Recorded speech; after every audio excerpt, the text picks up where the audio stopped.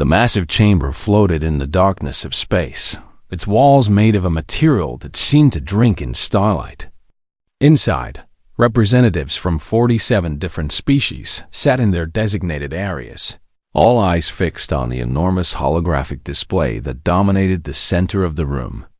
The symbols glowed with a pale blue light, twisting and shifting in patterns that hurt to watch for too long. Dr. Hyan stood near the back of the human delegation area, her arms crossed as she studied the ancient script.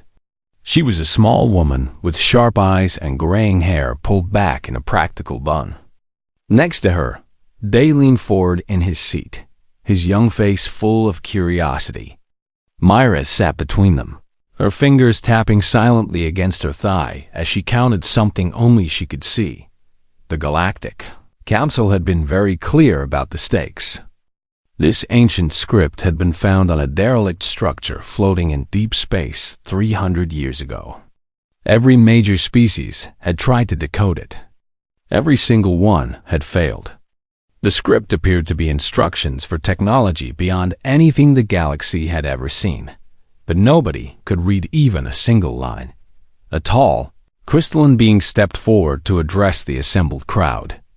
Its voice echoed through translation devices in everyone's ears. The trial begins now. You have 3 solar cycles to present your findings. Any species that can decode even one complete passage will be granted full access to the ancient structure and all the knowledge it contains. Hyan heard the snickering from the Vrelnethi section. The Vrelnethi were a species of beings whose brains functioned like organic computers. They could process information faster than most species' machines. Their lead researcher, a being whose name translated roughly to prime calculator, had already announced publicly that humans were wasting everyone's time by even attempting the trial. The Quilver delegation was more polite, but their dismissal was just as clear. The Quilver were masters of quantum linguistics, a field of study that humans barely understood.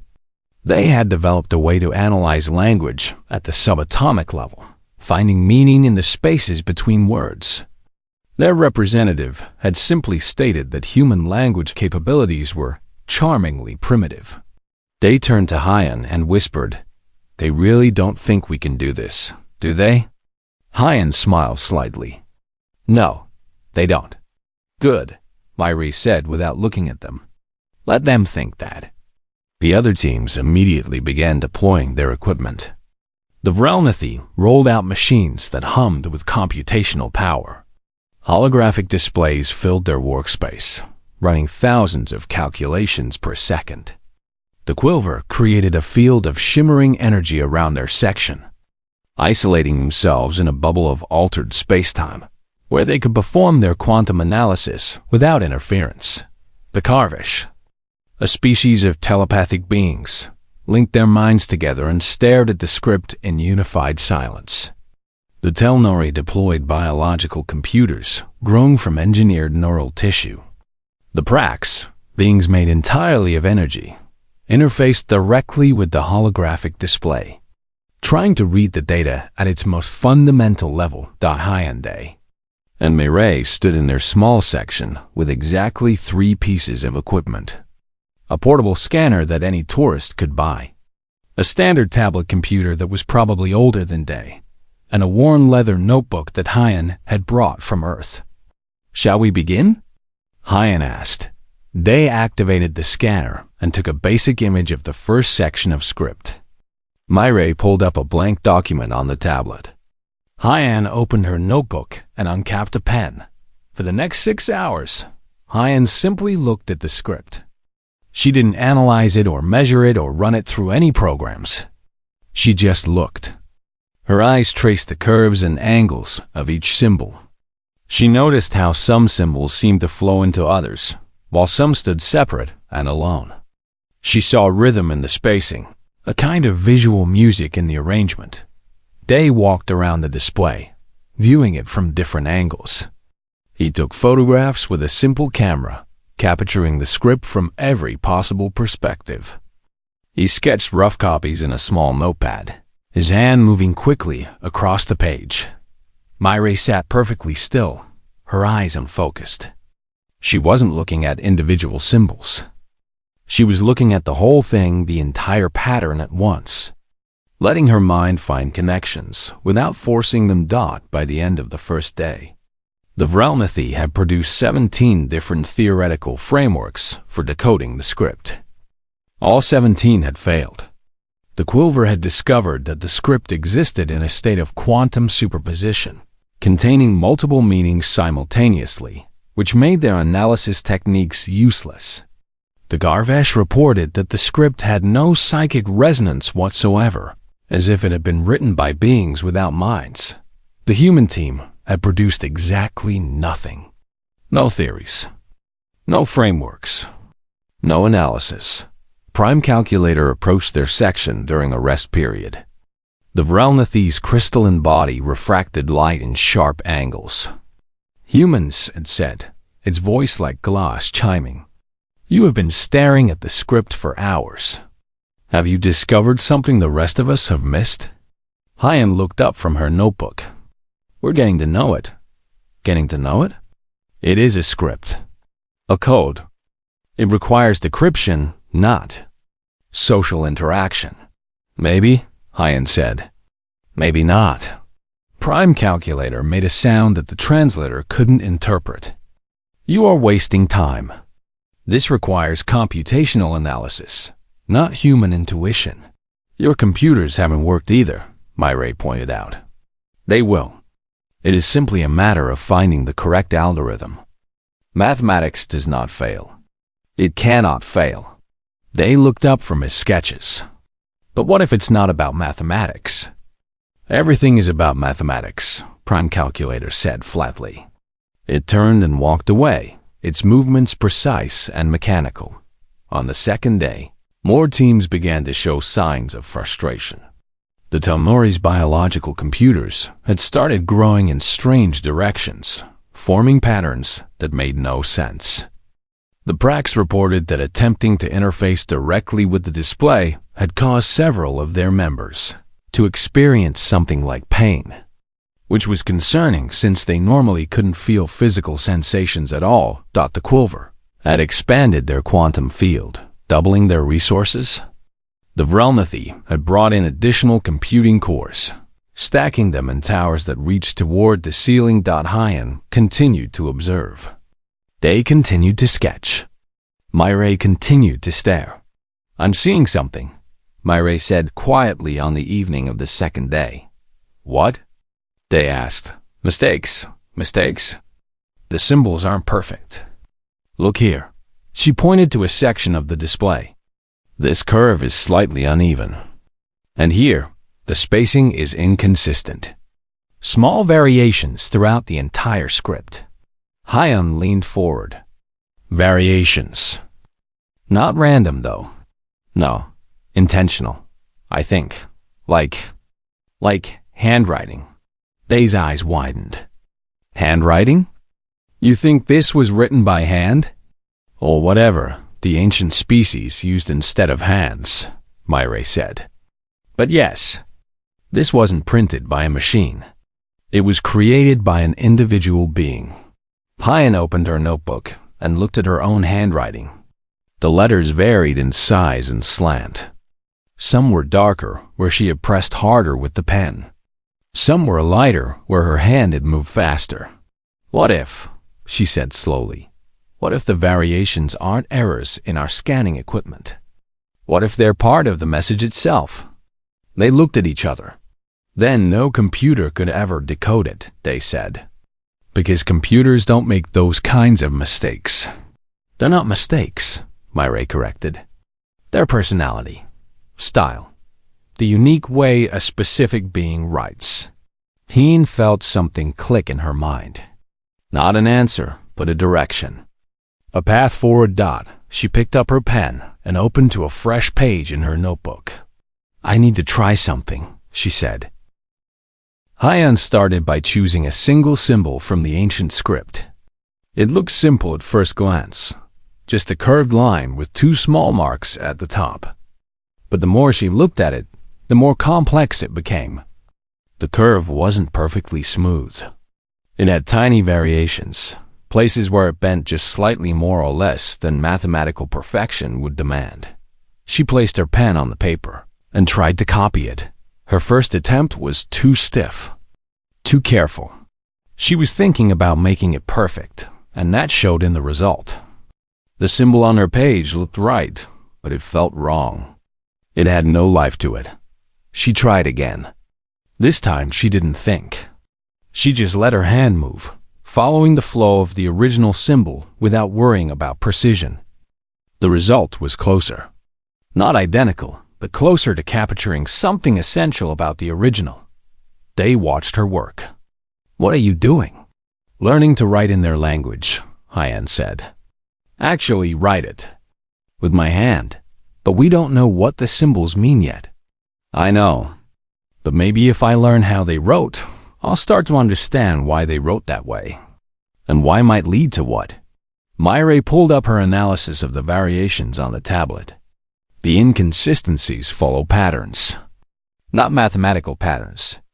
Organic patterns. Like the way a person's heartbeat varies slightly with each beat. Still regular, still functional, but never exactly the same twice. "Can you map those patterns?" Hyan asked. "I can try." Over the next several hours, Myre created a visual representation of the variation patterns throughout the script. What emerged was fascinating. The variations seemed to cluster in certain areas, creating zones of distinct character. Some sections had bold, confident variations. Others were smaller, more hesitant. "It's like different moods," they said, looking at the patterns. "Or different emotions." Hyan nodded slowly. "Or different voices. What if this wasn't written by one being? What if multiple individuals contributed?" "A collaborative document," Myre said. "That would explain the variation patterns. Different writing styles from different authors." Meanwhile, the other teams were struggling. The Vrelmithi had now deployed so much computing power that their section of the chamber had to be specially cooled to prevent overheating. Prime calculators stood in the center of a forest of holographic screens, each one displaying a different failed attempt at decryption. The Quilver had begun arguing among themselves. Their quantum analysis kept producing contradictory results. The script seemed to exist in multiple states at once, which should have been their specialty. But every time they tried to collapse it into a single interpretation, the entire analysis fell apart. The Karvish had given up entirely. Their lead telepath had announced that the script was psychically dead, and that no amount of mental focus could extract meaning from it. Other teams continued working, but their frustration was visible. The Telnori's biological computers had started to die, unable to process the contradictions in the data. The Prax had withdrawn to their rest area, several of their members too damaged from their attempted interface to continue. On the third day, Hyan made a decision that shocked Day and Myre. "I'm going to copy the entire first section by hand," she announced. "The entire section?" Day stared at her. "That's hundreds of symbols.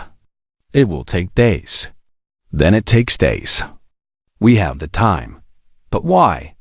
"We can scan it. We can make perfect digital copies." "Perfect copies," Hyan repeated. "That's exactly the problem. The ancient beings didn't make perfect copies. They made this." She gestured at the holographic display. "Imperfect, varied, alive." Myre understood. "You want to experience it the way they experienced it. The physical act of writing it out." "Yes, language isn't just meaning. It's also the act of creating that meaning. The ancient beings spent time writing this. They made choices about how to form each symbol. Those choices might contain information that doesn't exist in the final product alone." They sat down next to her. "Then I'll help. We'll copy it together." They worked in shifts. Hyan would copy symbols for an hour, then Day would take over while she rested. Myre continued her analysis, but she also spent time copying symbols herself, testing her own theories about the variation patterns. The physical act of writing changed something. As Hyan's hand moved across the page, forming curve after curve, angle after angle, she began to feel a rhythm to the script. Not a musical rhythm exactly, but something similar. A flow. Some symbols wanted to be written quickly, with a smooth motion. Others demanded slower, more deliberate attention. "It's teaching me how to write it," Hyan said during one of their rest periods. "Each symbol has a natural way it wants to be formed. If I try to write it differently, it feels wrong." They nodded. "I noticed that too. Some symbols feel comfortable. Others are difficult. I keep wanting to change them, to make them easier to write. But when I do that, they lose something. Their character," Myre said.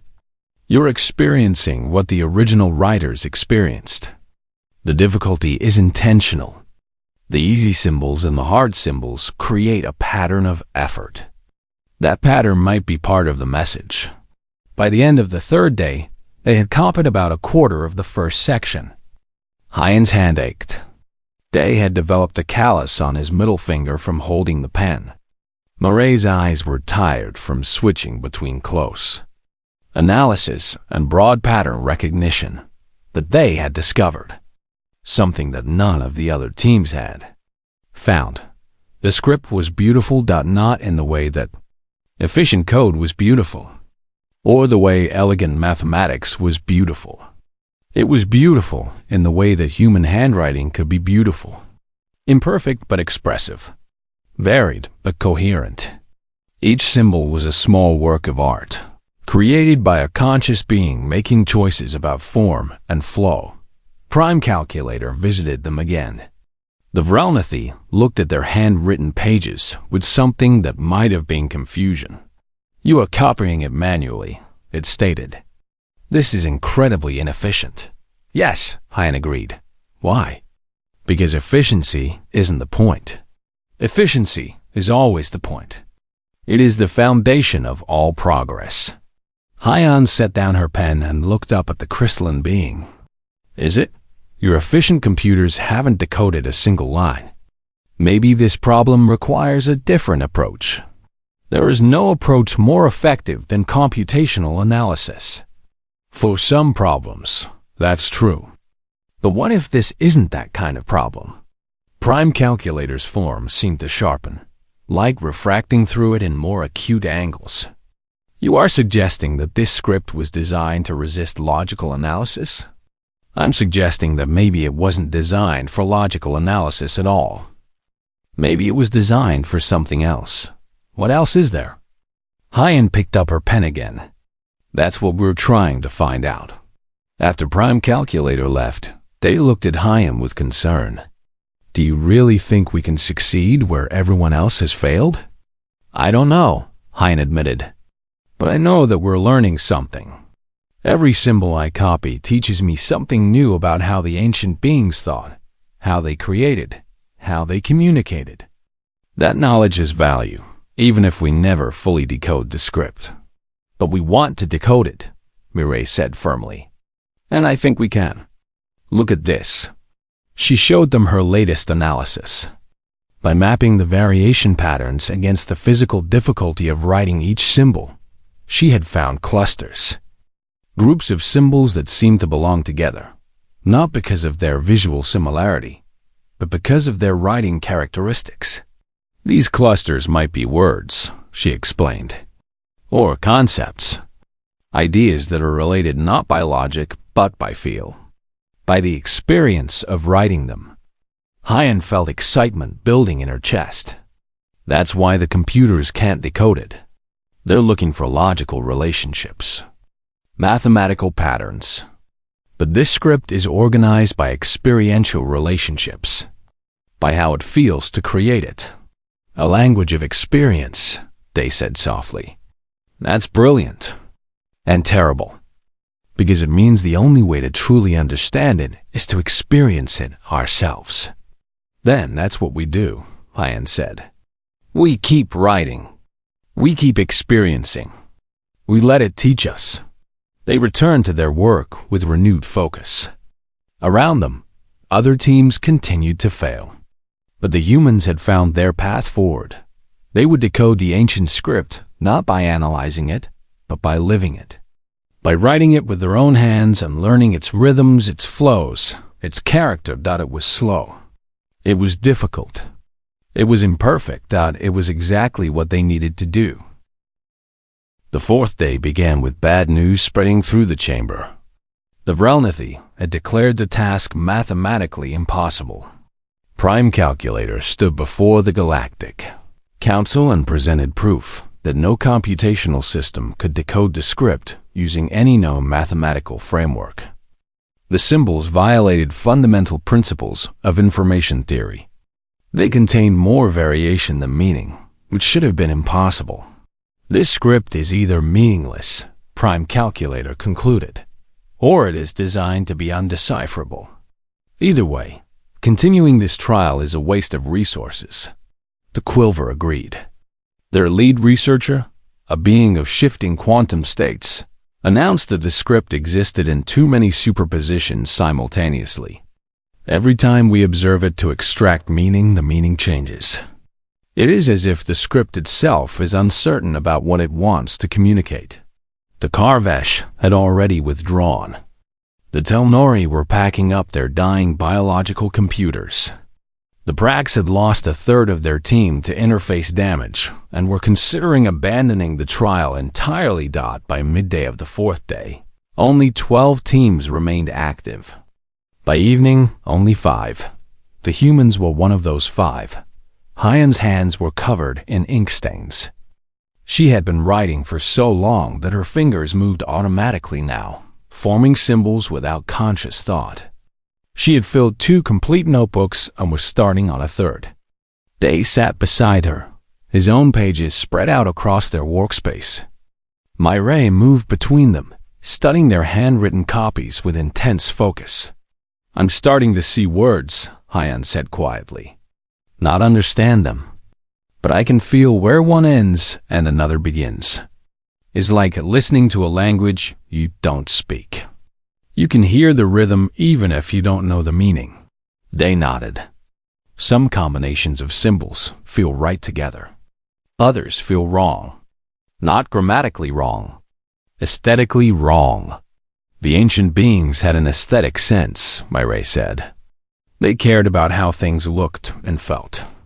That's why pure logic fails. Logic doesn't care about beauty. But these beings did. Hyan set down her pen and flexed her aching fingers. "I need to try something different." Writing single symbols has taught us about their individual characters. But now we need to understand how they flow together. How they become sentences or paragraphs or whatever structure the ancient beings used. She selected a long passage, about 30 symbols in sequence. Instead of copying them one at a time, she tried to write the entire sequence in a single flowing motion. Her hand moved across the page, the pen rising and falling in a continuous rhythm. Some symbols required her to press hard, others to barely touch the paper. Some demanded quick strokes, others slow deliberation. When she finished, she felt breathless. Her hand trembled slightly. "That was different," she said. "That felt like speaking, like saying something complete." They leaned over to look at her work. "It's beautiful, more fluid than our individual symbol copies. The connections between symbols are clearer." Myray was already analyzing it on her tablet. "The variation pattern is different too.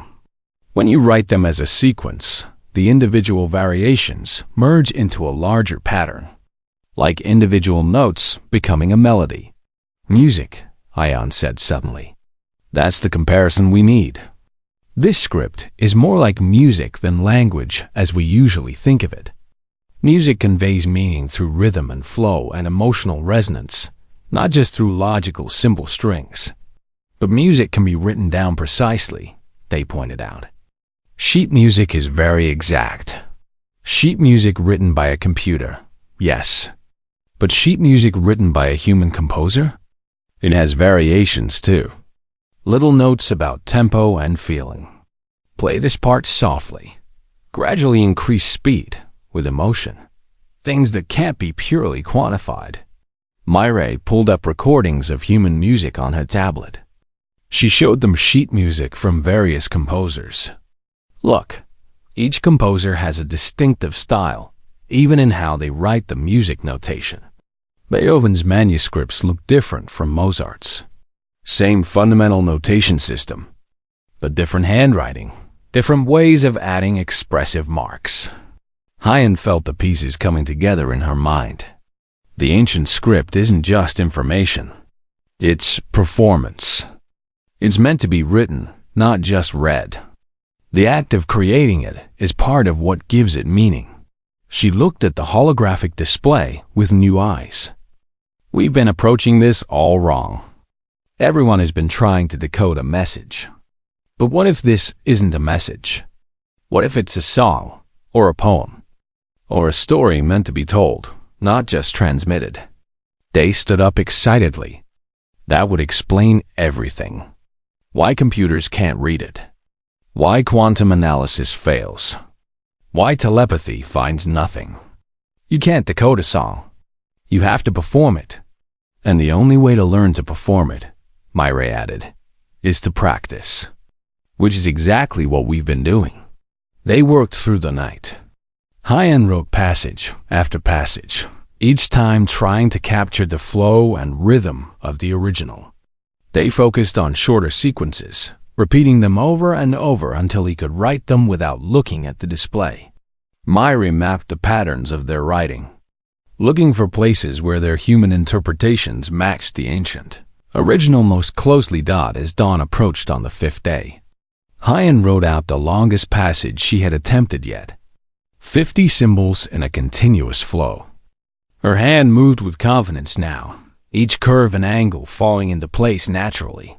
When she finished, she knew she had gotten it right. Not perfect, but right in the way that a good performance is right even with small imperfections. She set down her pen and looked at what she had created. And suddenly, she could read it, not translate it. Not decode it, but read it the way you read emotion in someone's face or meaning in a piece of music. She understood what it was trying to convey, even though she couldn't put that understanding into words yet. It's about memory, she said softly. This passage is about remembering, about the way memory feels, not what it contains. They looked at his own work. Mine is about loss, the experience of losing something important. Myre checked her analysis. The variation patterns support that. The symbols associated with your passages have characteristics that match emotional states. Not specific emotions, but the general quality of remembering versus losing. They looked at each other with growing excitement. We're reading it, Hyen said. Actually reading it. Not the literal meaning, but the experiential meaning. The feeling it's meant to evoke. That's the message, they realized. The ancient beings weren't trying to convey facts or data. They were trying to convey experience. They were artists, not scientists. Hyen stood and approached the holographic display. She had spent 5 days studying the script, copying it, writing it, learning its rhythms and flows. Now she looked at it and saw not an undecipherable code, but a work of art, a creation meant to be experienced, not analyzed. She turned to look at the few remaining teams. They were still trying to break the code, to find the algorithm, to decode the message. They were asking the wrong question. The ancient beings hadn't left a code. They had left a gift, an invitation to slow down, to create by hand, to experience the act of writing as a form of communication in itself. We need to present our findings, Hyen said, even if we can't give them a word-for-word translation. Will the council accept that? They asked. They want decryption, facts, data. They want understanding, Myre corrected. And we understand this script better than anyone else here. Maybe better than anyone in the galaxy. Hyen picked up all their handwritten pages. notebooks full of copied symbols, sheets of paper covered in flowing sequences, the physical evidence of their 5 days of work. Then let's show them what we've learned. The trial was ending. Only 3 teams remained active. The humans had requested an emergency presentation slot. The Galactic Council had granted it. Though their skepticism was obvious, Hyam walked to the presentation area, carrying her notebooks. Day and Myray followed with their own materials. The chamber fell silent. 47 species waited to see what the humans had. Discovered. Hyan set her notebooks on the presentation table and looked up at the council. "We can't give you a traditional translation," she began, "but we can give you something more important. We can tell you what the ancient beings were trying to say." She opened her first notebook and showed them pages of handwritten symbols. "This script isn't a code," she said.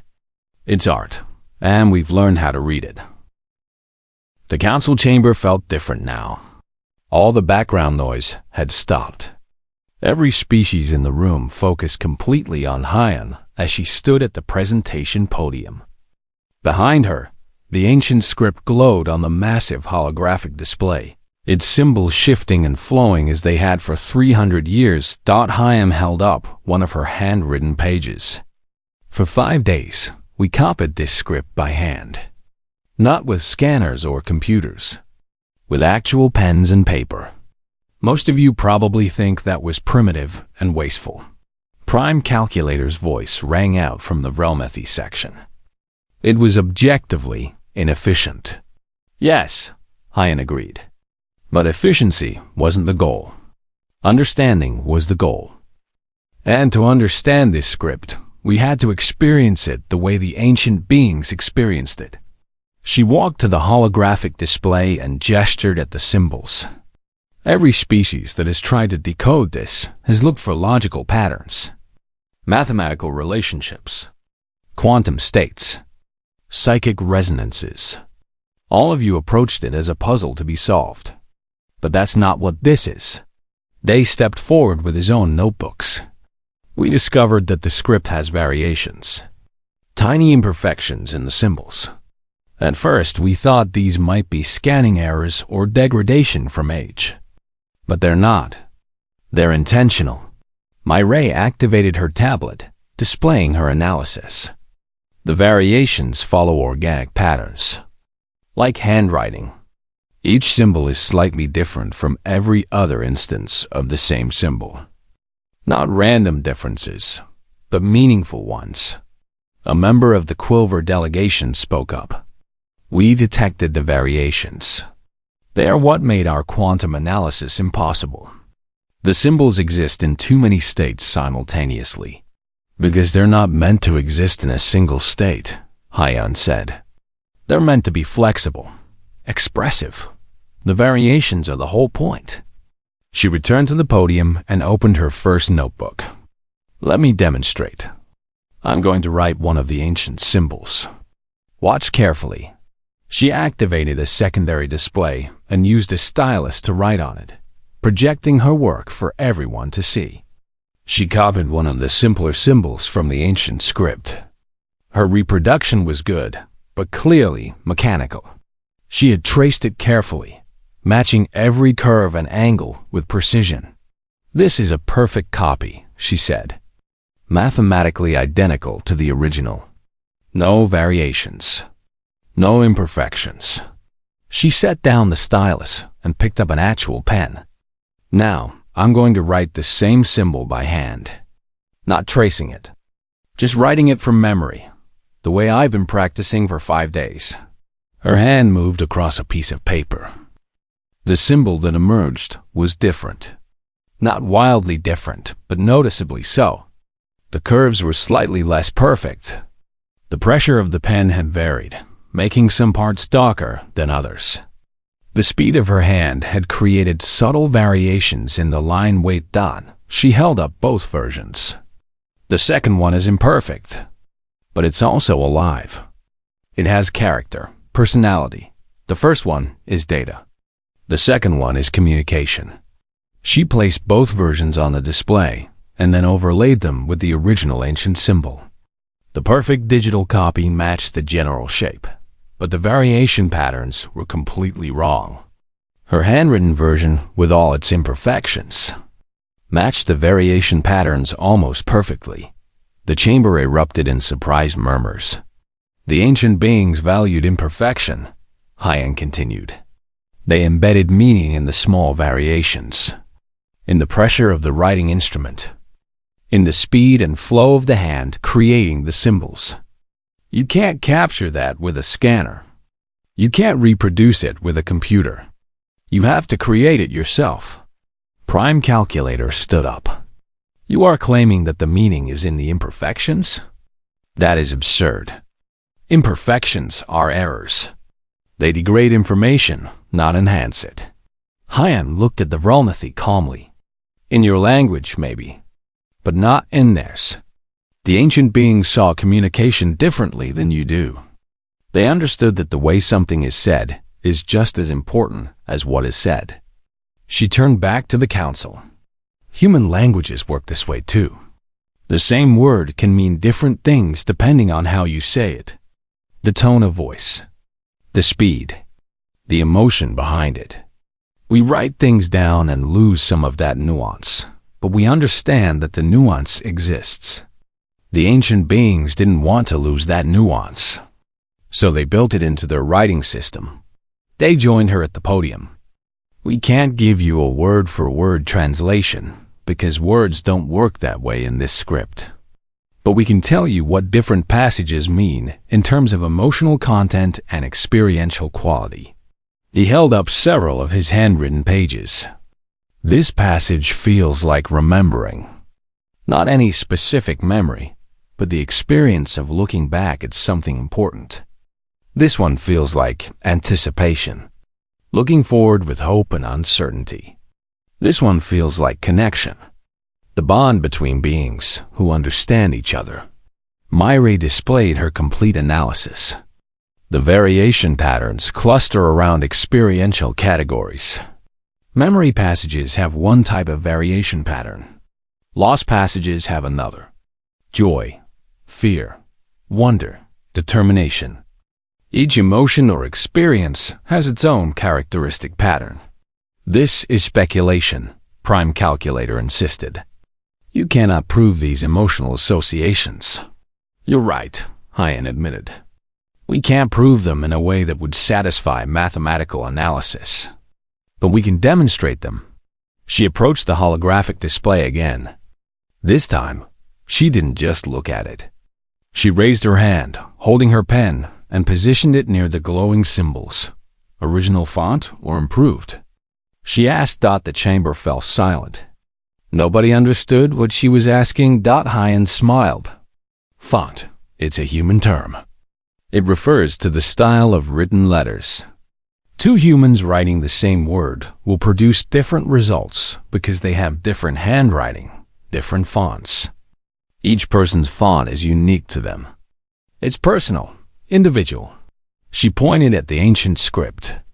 This is the ancient being's font, their personal style of writing. If we tried to improve it, to make it more perfect, more efficient, more mathematically precise, we would destroy what makes it meaningful. The imperfections aren't flaws. They're the signature of the beings who created it. She turned to face the council directly. For 300 years, this galaxy has tried to perfect the script, to clean it up, to reduce it to pure data. But that's not what it is. It's not data. It's art. It's personal expression. It's the handwriting of beings who wanted to be remembered, not for their technological achievements, but for their humanity. She paused. Well, not humanity exactly, but for whatever quality makes a being more than just a processor of information. The quality that makes life worth living and experiences worth sharing. A member of the council, a being whose species Hyan didn't recognize, spoke up. You believe the ancient civilization was trying to teach us something? Yes, they were trying to teach us that some things can't be optimized. Some forms of communication require inefficiency. They require the time and effort of creation. They require the willingness to make mistakes and embrace imperfection. They added, they were testing us. Not testing our intelligence or our technology. Testing whether we still remembered how to slow down, how to create by hand, how to value the personal touch over the perfect copy. And humanity remembers this? The council member asked. We never forgot, Hyan said simply. We still write by hand. We still create art. We still value the unique character of individual expression. We've built computers and AI and all sorts of advanced technology. But we haven't let those things replace the personal, imperfect, human way of doing things. Myre brought up images of human handwriting, human art, human music. Every human writes differently. Even typing on computers, we develop individual styles. We can't help it. We're not built for perfect repetition. We're built for variation and creativity. Hyan held up her pen. This is a primitive tool, thousands of years old in basic design. But we still use it because some things are better done the old way. Some forms of communication require the connection between hand and page, mind and matter. She looked around the chamber. The ancient beings left this script as a gift. Not a puzzle, a gift. They were showing us that it's okay to be imperfect, that the variations and uncertainties and personal touches aren't flaws to be corrected. They're what make communication meaningful. Prime Calculator stood silent for a long moment. Finally, it spoke. If what you say is true, then the script cannot be decoded by computational means. It can only be experienced by beings willing to invest the time and effort of handwritten creation. Yes, Hyan said. Exactly. Then the technology the galaxy has sought for 3 centuries was never about technology, Hyan finished. It was about wisdom, about remembering what matters, about valuing the journey as much as the destination.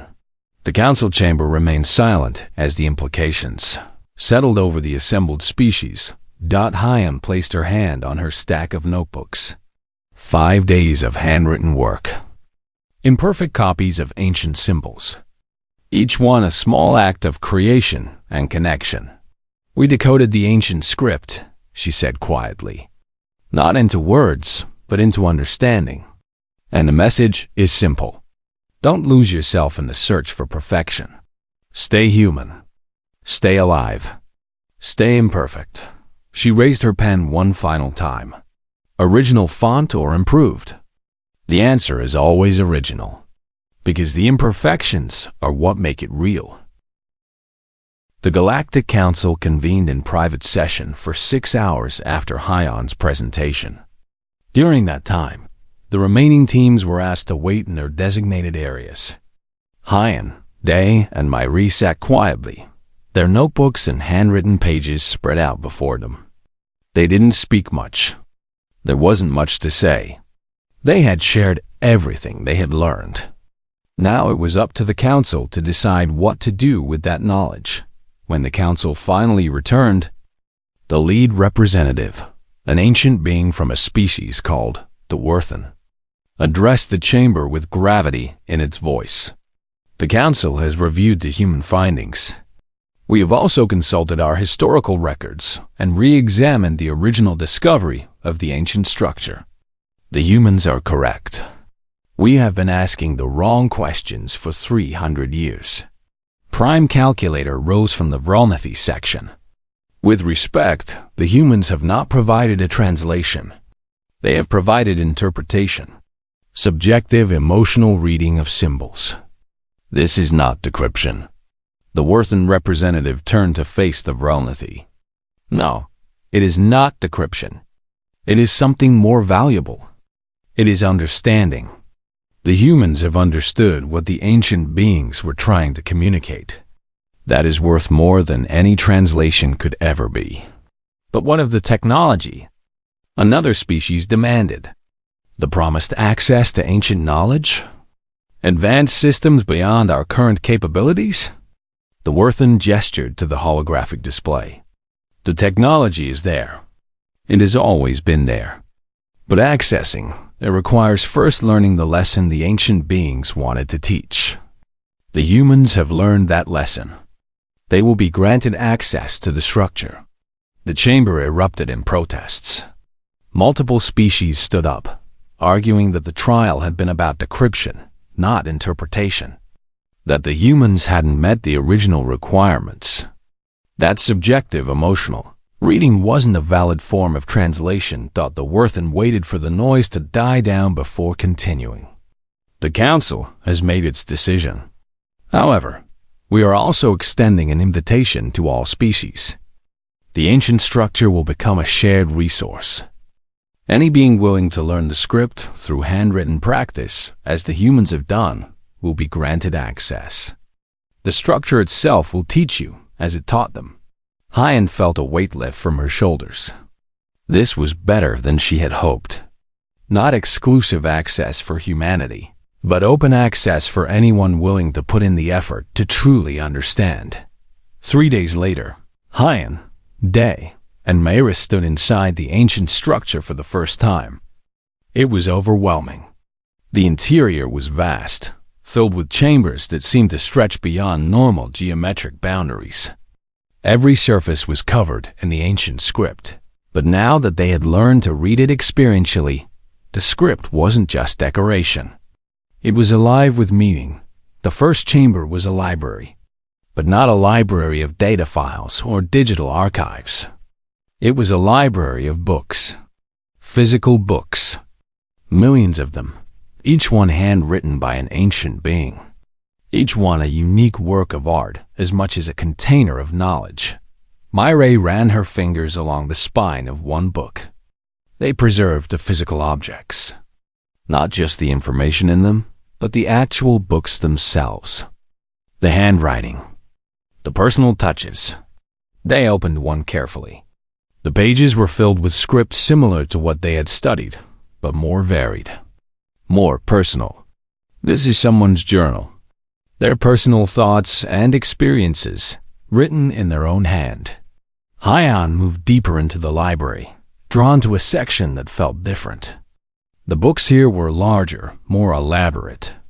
She opened one and found not just writing, but illustrations. Drawings, art integrated with text in ways that created meaning beyond either element alone. This is their legacy, she said softly. Not technology. Not data. This. The record of individual lives, individual thoughts, individual expressions of what it meant to be alive. Over the following weeks, word spread through the galaxy. The human approach to the ancient script became known. And slowly, other species began to show interest.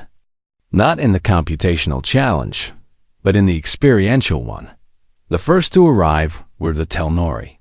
Their biological computers had died during the trial, but now they came with nothing but simple writing implements. They wanted to learn. A small group of Quilver followed, having realized that their quantum analysis had been looking at the wrong level of reality.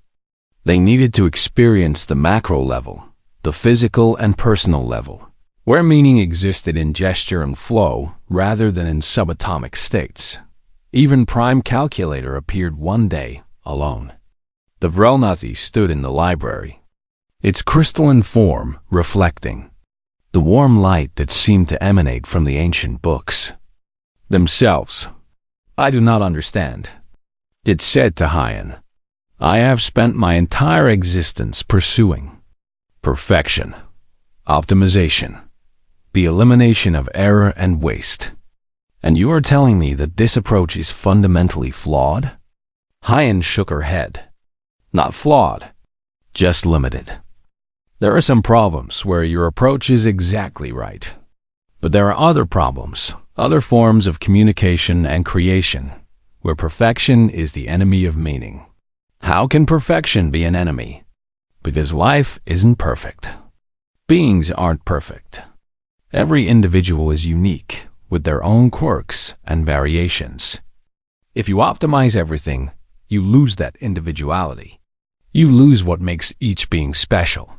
Prime Calculator was silent for a long time. Then it said something Hyan had never expected to hear from Avrelnithy.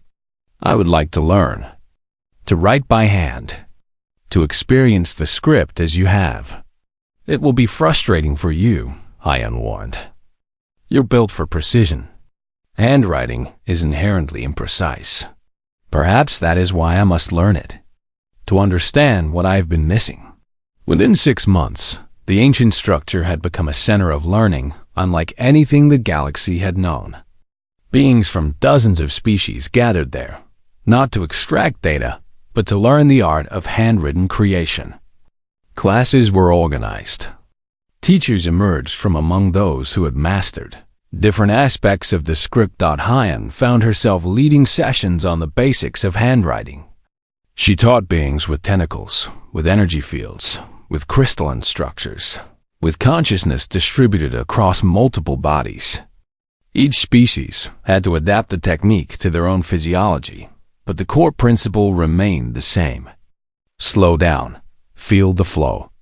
Let your individual character show through. They focused on helping species understand the emotional content of different passages. He had developed an almost intuitive sense for the experiential meaning embedded in the variation patterns.